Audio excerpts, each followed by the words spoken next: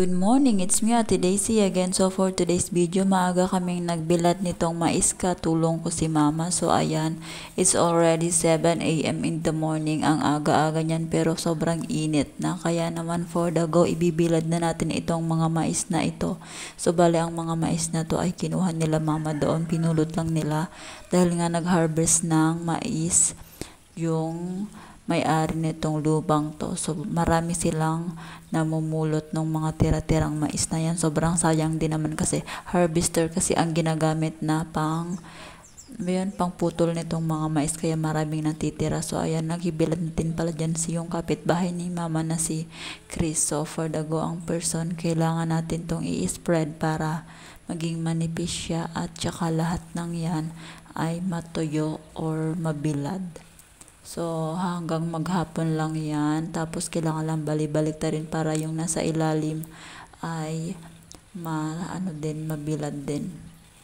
So, kailangan talaga yung ibilad kasi kapag dinala siya dun sa nagtitinda or sa bumibili ng mais, kailangan sobrang lutong ng mais para hindi siya mabawasan. Binabawasan daw kasi yan kapag hindi masyadong tuyo yung mais. Ano mga tawag dun?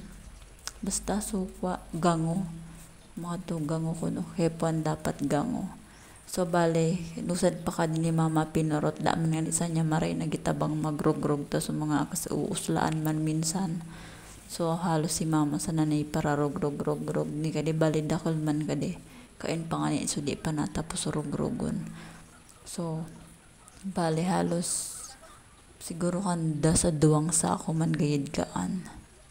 So, kadakal talaga ni kan. So, nagsubli pa nga ni si mamang trapalito kila tichi para mabulad pa so ito salag na rinogrog ay binilad na no dati.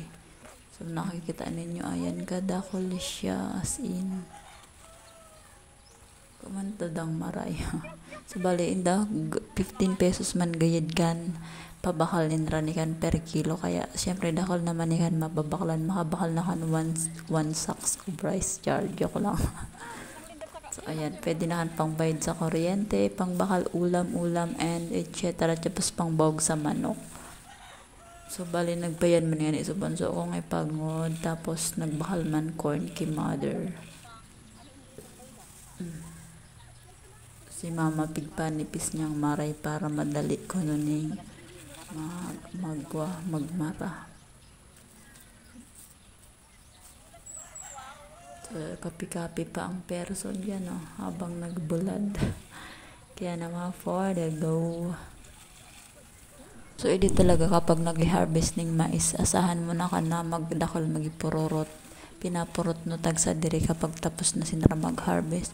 Balikan mga napupurot kan so labi ka sa raday ni kato na di na naulog ito sa harvester na di man pikaya.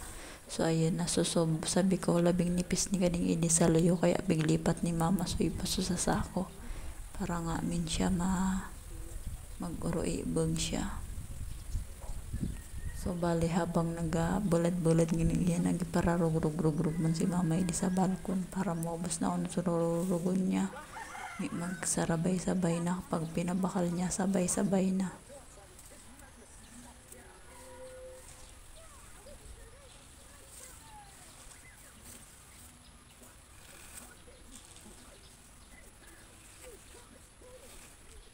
So paunagon ka de ano ka pagangon ka de.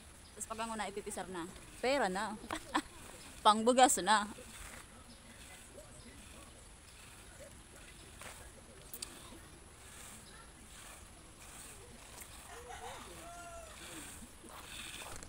Tuda. Kain pa ito sa leg sudi pa na. Wah, narogrog. Ay nauras sa nakadto.